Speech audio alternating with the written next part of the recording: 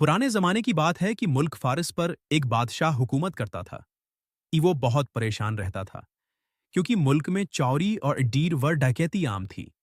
बावजूद कोशिश के भी वो इस पर काबू नहीं पा रहा था। एक दिन बादशाह परेशानी में महल से निकलकर जंगल की तरफ चल पड़ा। उसने देखा एक लुकड़हारा बहुत मेहनत से लकड़ियां काट रहा है। लुकड़हारा बादशाह को देखकर उसके पास आया और कहने लगा, बादशाह सलामत, आप किसी शाही सवारी में नहीं आए। बादशाह ने अपनी परेशानी की वजह बताई तो उसने कहा, अगर आप इजाजत दें तो मैं कुछ अर्ज करूं। बादशाह ने सर हिलाया तो वो बोला, आप मुझे कुछ दिन है मुल्क पर हकमरानी की इजाजत दें। मुझे उम्मीद है कि ये बुराई खत्म हो जाएगी। बादशाह ने उसे बखुशी इजाजत दी।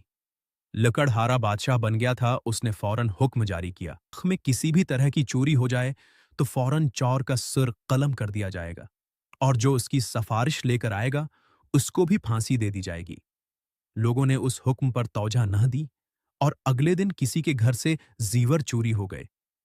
बादशाह ने हुक्म दिया चोर को फौरन पकड़ा जाए और सिपाहियों से कहा कि अगर चोर पकड़ने में नाकाम हुए तो उनकी जगह तुम्हें फांसी होगी, दे दी जाएगी। कुछ रोज गुजरने के बाद सिपाही चोर पकड़ने में कामयाब हो गए। उन्हें जेल में बंद कर दिया गया। लोग अब डर के मारे सिफारिश न करें। वो बादशाह के बाप के पास गए और उससे गुजारिश की वो बादशाह से म्याफी दिलवा दें। वो उनके साथ जाने पर राजी हो गया। बादशाह ने जब सफारशी के तौर पर अपने बाप को देखा तो सिपाही को हुक्म दिया कि उनको जेल में बंद कर दें। फिर उसूल के मुताबिक जो जुल्म जारी किया गया था इसकी तकमील कर दी गई। चोरों के सर कलम कर दिए गए और जो सफारिश लेकर आया था उसको फांसी दी गई। इस सूरतहाल जुरेनिया ने सब लोगों को खौफजदा कर दिया।